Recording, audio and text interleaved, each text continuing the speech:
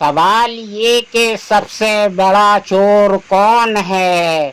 تو لہذا ہے یہ چور کئی طرح کے ہوتے ہیں۔ سب سے بڑا چور وہ ہے جو کہ نماز میں واجبوں کو ترک کرتا ہے، یعنی چراتا ہے، ادا نہیں کرتا ہے، ان کو چرا لیتا ہے۔ تو لہذا میں ایک صوبے میں گیا تھا، لہذا وہاں 12 روز رہا میں، اور میں نے دیکھا کہ رکوع سے ذرا بھی نہیں اٹھتے، وہیں کے وہیں سجدہ کرتے ہیں، اور سجدے سے ناک تو اٹھتی ہی نہیں ڈھنگ سے، پیشانی ذرا سی اٹھی اور دوسرا سجدہ وہیں کے وہیں ہو گیا۔